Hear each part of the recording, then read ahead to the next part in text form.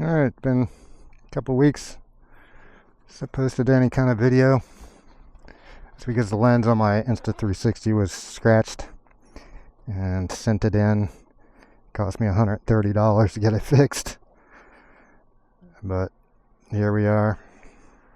And we're going to take a ride over to this park that apparently has an old, well, it's a reproduction of an ordinary inn.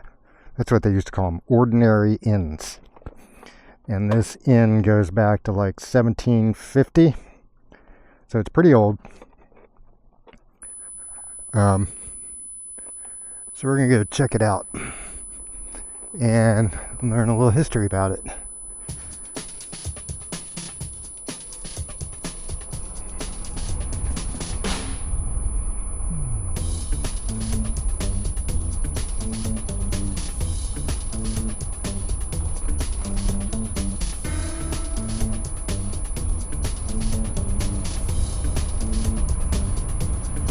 So it's a late November morning. It's about 60 degrees. I had my heavier coat on and I realized that I didn't really need it. So I just kind of layered up with stuff to try to stay warm.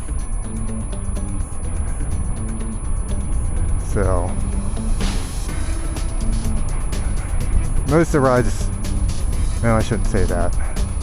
This first part, I'm not going to be flying down the road. So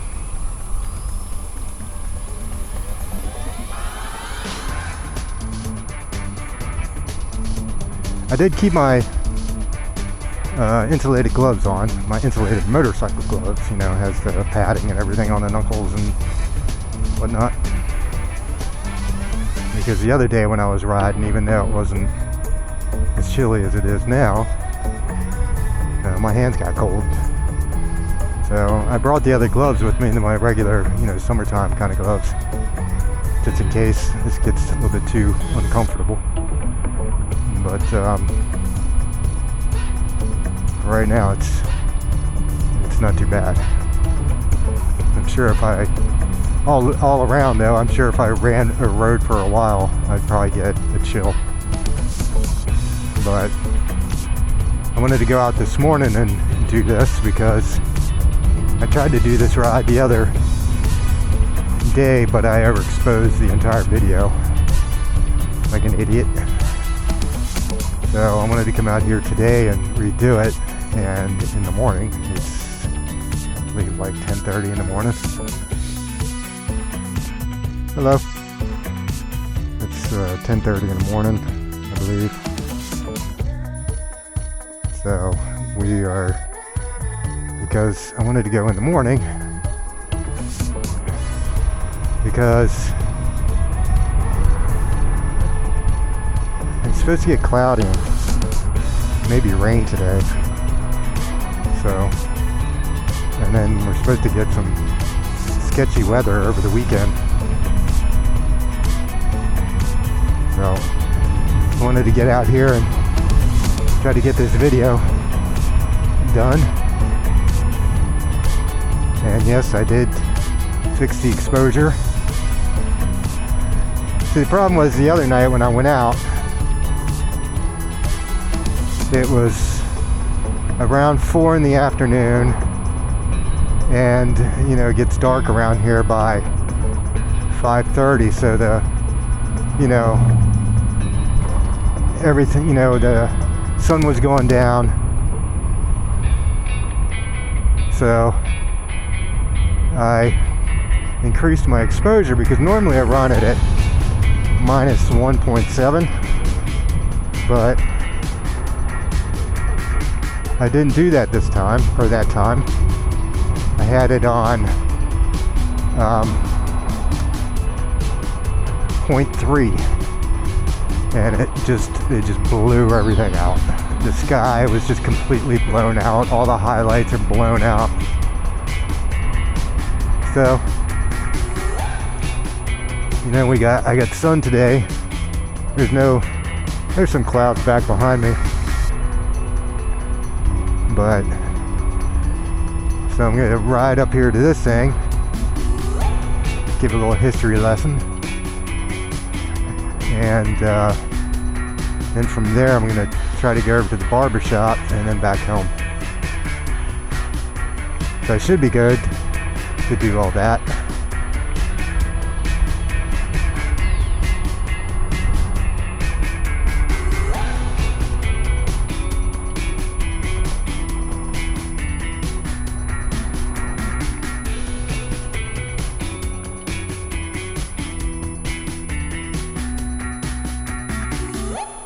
And then this light may not even go off because I'm not heavy enough for it to trip it. So I might have to run it.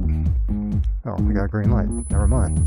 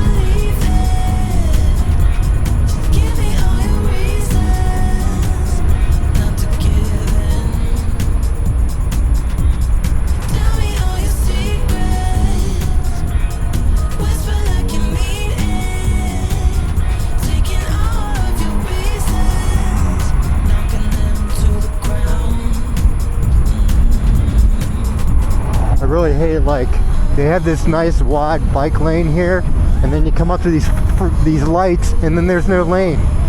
It's like, really? Why would you design it like that? You know, you have this nice bike lane off to the right, and then it ends, you know, at the light. So it's a little sketchy, you know.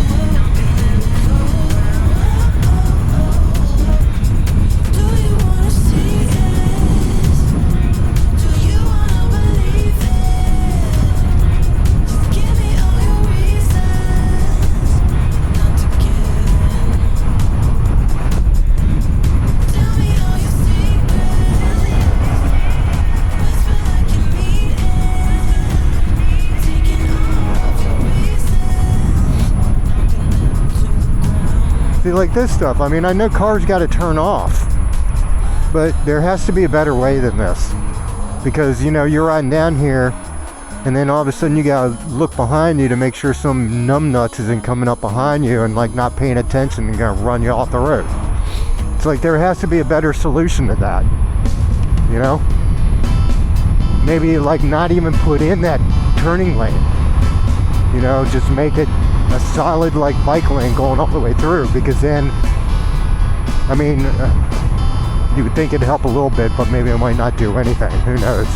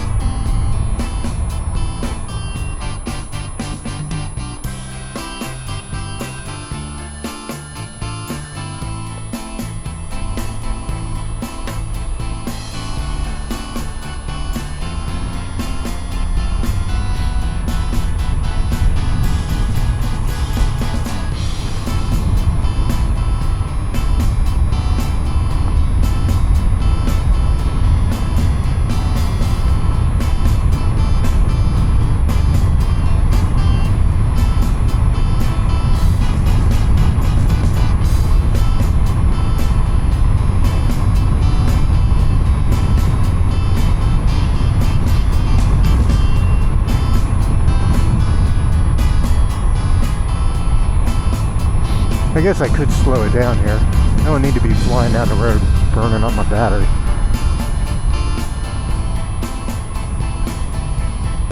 Because I don't got no traffic behind me. I'll just take it easy.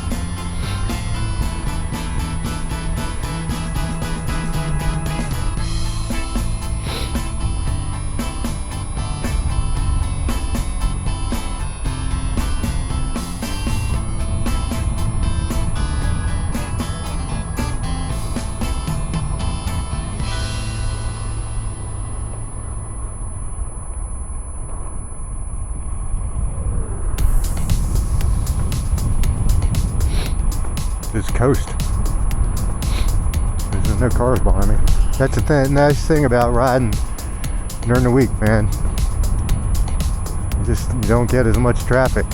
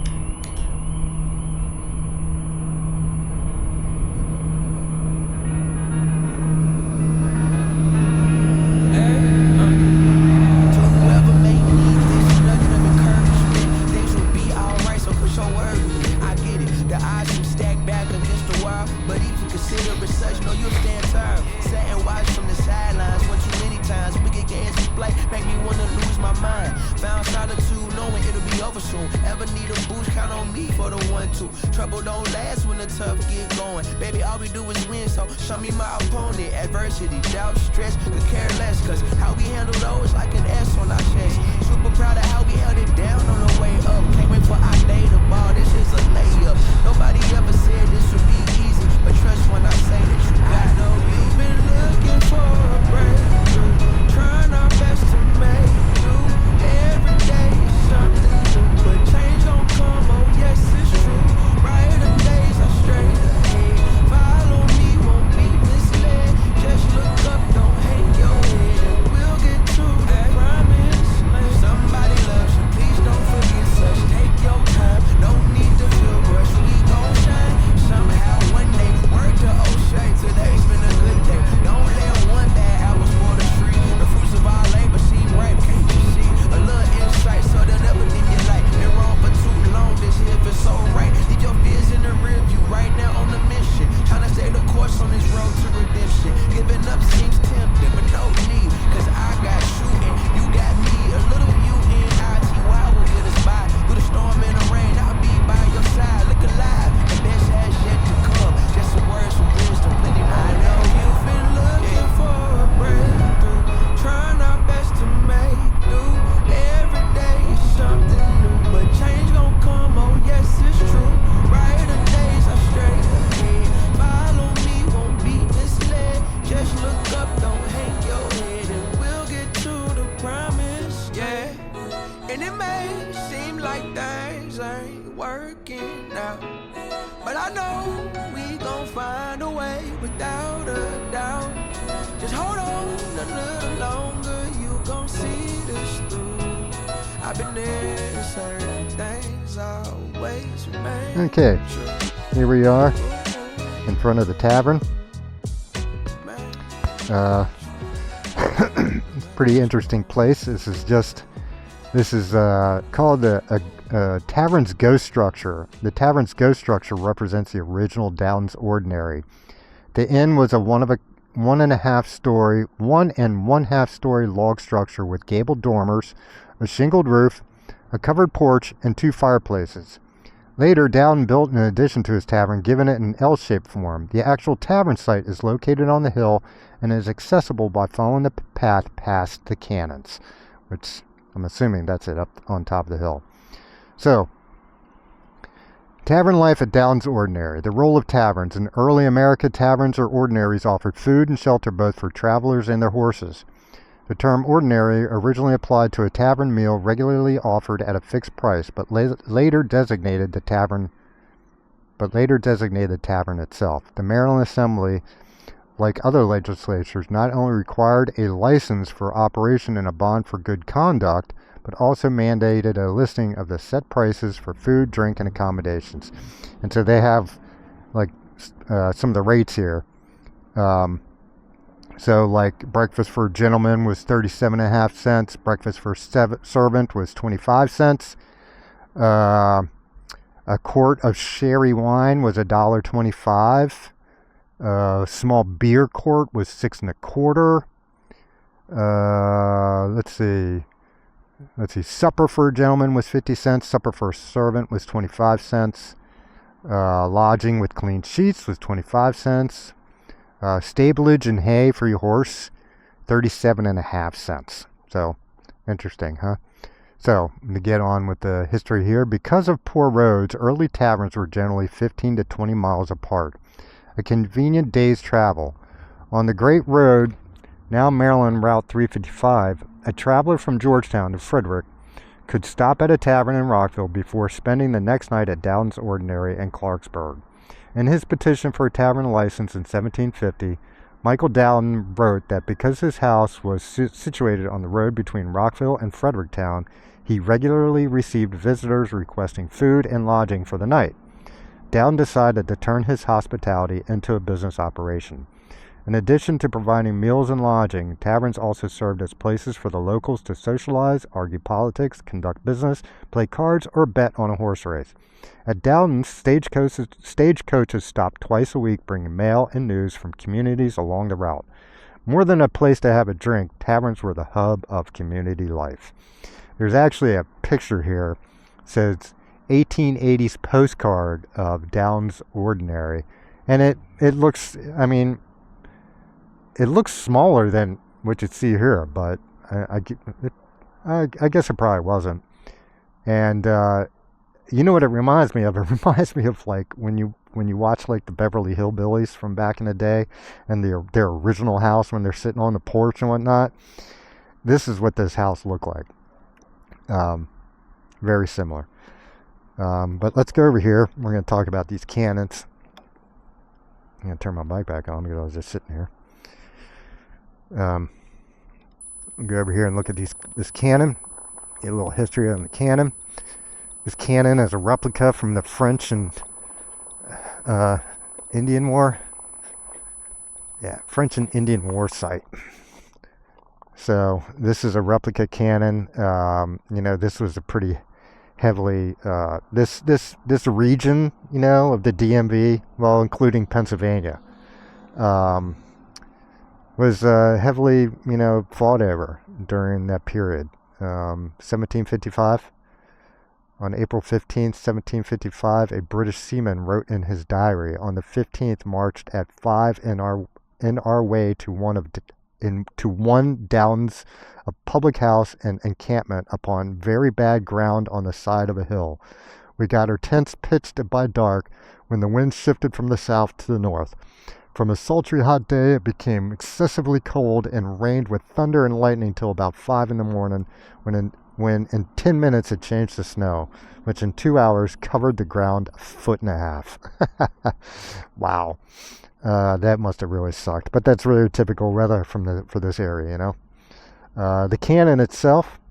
The 3-pounder cannon is a replica of a British brass field piece, 3 pounds being the weight of an individual cannonball. Those are supposed to be the cannonballs. It's approximate size. The cannon, along with its carriage, weighed about 500 pounds and was drawn by 2 horses, along with a 6-pounder cannon. These lighter weight field pieces were more suited to the rough roads of colonial America during the French and Indian War. So there's that. Now, let's ride up the hill here, and see what this other plaque is, and see if this is like supposed to be where the actual inn was.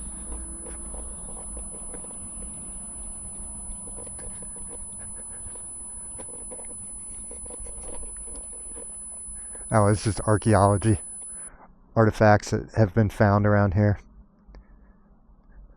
Yeah.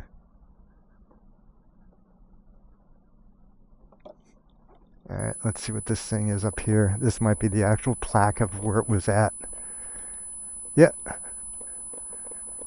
This is the tablet marks the site of Dowdens Ordinary, where General George Edward Braddock and Colonel Dunbar Division of the Colonial and English Army made a second encampment in Maryland, April 15th through 17th, 1755, erected by the Janet Montgomery Chapter, Daughters of the American Revolution, April 15th, 1915. So, this is where the encampment was, but I would assume you have to kind of look at the trees around here too, you know, like the old trees. So there's an old tree over there. It's not very big, which means none of these trees were around here when the Ordinary was here, the tavern. I mean, the tree that's over there is probably pretty old, though. It might have been here when they tore the place down. This tree back here looks the trunk looks pretty big, like to the point where it could have been here during that time. At least when it got torn down, not when it was built. It doesn't look old enough to be like that. It's like two trees growing out of the same seed almost. Alright, so the other interesting fact about this place is this. So right here, you see there's this elephant. And so here's what we got. This elephant, a female, is 10 years old, 8 feet 6 inches high. Her tusks have been broken off but are growing again. Having lengthened about an inch in the last 3 months, she takes this whip and cracks it. Eats 2 bushels of corn in the cob a day. She draws a cork from a bottle with her finger, empties it into her trunk, and then pours or blows it into her mouth. Benjamin H. Latrobe, 1811. So, Benjamin Latrobe, architect of the United States Capitol, made this entry in his sketchbook for October 11th, 1811. During his stay at Shoal's Tavern, previously called Dowdens Ordinary, the description accompanied his drawing of the first elephant ever seen in North America. Captain Jacob Crowninshield of Massachusetts purchased the elephant in India for $450 and brought it to the United States. He later sold it to Mr. Owen of New York for $10,000. Quite the profit, huh? The elephant toured the East Coast from Boston to Charlestown between 1796 and 1818. People paid 25 to 50 cents to view the elephant in city marketplaces or rural tavern yards like Shoal's. The elephant's last recorded exhibition was in York, Pennsylvania on July 25th, 1818. I bet you that elephant has had a great life. Sure.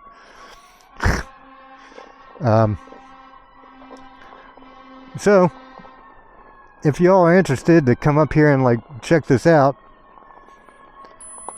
which I'm sure a lot of people don't really even know about this place being up here and its rich history. Right down here where I'm riding to, this road rides right up to where the Clarksburg Outlets is. And this road is Stringtown, I believe. Stringtown and 355. Or Frederick Road. Whatever it's called up at this point. Yeah, so this is Stringtown Road. That's Stringtown Road. And that's 355 going this way, as you can see by the sign down there. So it's very easy to find. Obviously, there's a little strip mall over there, a little shopping center with a couple stores in it. You could probably park over there, or even in the where the homes are. There's some parking lots back there, and then walk over here and check this out. It's pretty interesting history for this area. You know, some people forget that, even though we're surrounded by all these, modern kind of things, You know, especially like here in Maryland, there's a lot of history that people just don't realize what's around here. But yeah, so there's my history lesson for the day. The clouds are slowly making their way in, but from here I think I'm gonna go to the barber shop, get my hair cut, and then head on home. So I hope you enjoyed the history lesson today, and I'll see you later.